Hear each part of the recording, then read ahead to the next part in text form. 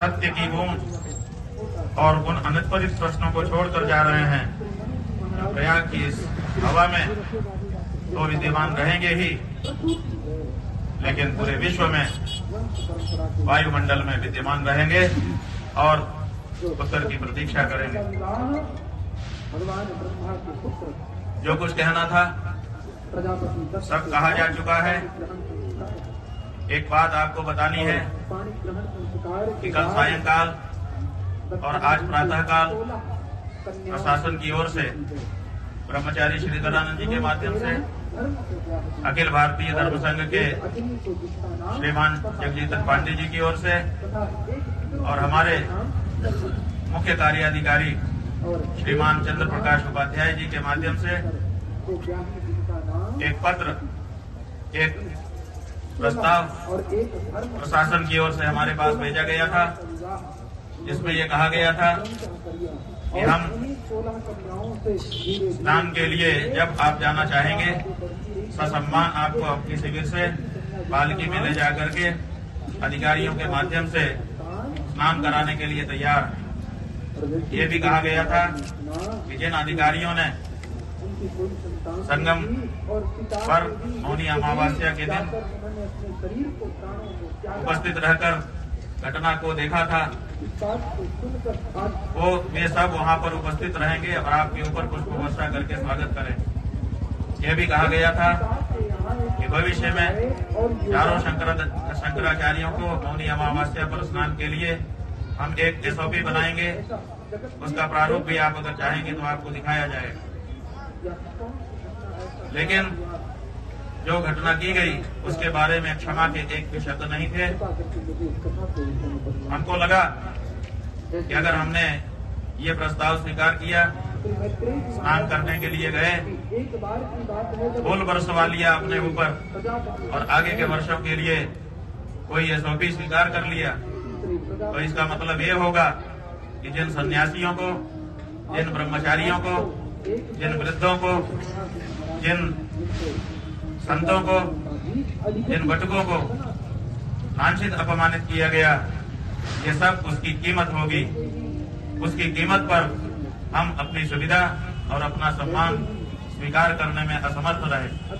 इसीलिए हमने कहा कि अगर आप अपनी गलती के लिए, अपने अपराध के लिए क्षमा याचना कर सकते हैं तब तो ठीक है, बाकी कुछ आपसे हमको नहीं चाहिए, क्योंकि जो हमारा है उसको आपको आज नहीं तो कल देना ही पड़ेगा।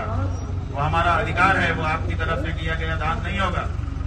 लेकिन जो असली मुद्दा है, जिसके लिए 10 दिन तक शांति के साथ हम यहाँ पर फुटपाथ पर बैठे रहे, आपको लंबा समय हमने प्रदान किया कि आप ठंडे मन से, मस्तिष्क से विचार करो और विचार करके जो अन्याय हुआ है उसके लिए आगे आकर के या तो दंड भोगो या तो क्षमा याचना करो। लेकिन 10-11 दिन बीत जाने के बाद भी आज जब हमारे जाने का हमने निर्णय किया, तब इस तरह का प्रस्ताव हमारे पास आया। लेकिन वो प्रस्ताव हम इसीलिए स्वीकार नहीं कर सके क्योंकि हम जिंदगी भर के लिए अगर इस प्रस्ताव को स्वीकारते तो हमारी आत्मा हमको स्वीकारती कि तुमने ये जो सुविधा पाई है, तुमने ये जो SOP लिखवाई है, वो ब्रह्मचारियों, सन्यासियों, भटकों, वृद्धों, स्त्रियों के असम्मान की कीमत पर पाई है। इसको कभी भी हमारा हृदय स्वीकार नहीं कर सकता था। इसलिए हमने प्रस्ताव को ठुकरा दिया है और हम भारी मन से यहाँ के लिए जा रहे हैं।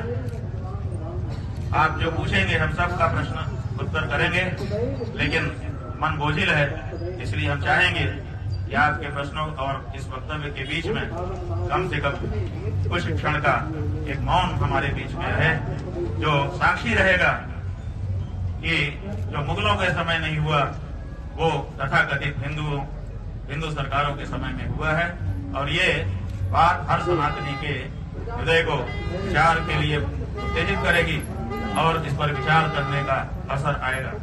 एक तरफ देश के गृह मंत्री कल गांधीनगर में थे, उन्होंने वहां पर कहा कि संतों का अपमान करने वाली और सनातनियों की सुध न लेने वाली सरकारें कभी भी स्थायी नहीं रह सकती हैं। एक तरफ इतना बड़ा ज्ञान उनके द्वारा उच्चारित किया जा रहा है और दूसरी तरफ सनातन धर्म के सबसे बड़े प्रतीक शंकराचार्य, सबसे बड़े प्रतीक बटुक, सबसे बड़े प्रतीक सन्यासी, सबसे बड़े प्रतीक ब्रह्मचारी, जिन्होंने सनातन को अपने कंधों पर ढोने के लिए अपना जीवन समर्पित कर दिया है, ऐसी साधवियां, ऐसे वृद्ध सबका अपमान यहाँ पर हो रहा है और उसके बाद भी इतना बड़ा उपदेश गृह मंत्री जी के श्रीमुख से निकल रहा है। तो ये जो दोहरा चरित्र है, कहने में कुछ और करने में कुछ, ये अब देश के सामने साफ होना चाहिए और उसको साफ करने के लिए हम कार्य करेंगे, सर्व सनातनी तक संदेश भेजेंगे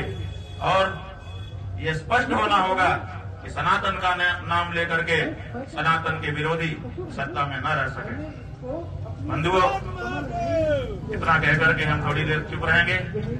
जब थोड़ा सा हमको साहस होगा तो आप जो प्रश्न करेंगे हम एक एक करके उसका उत्तर जरूर देंगे।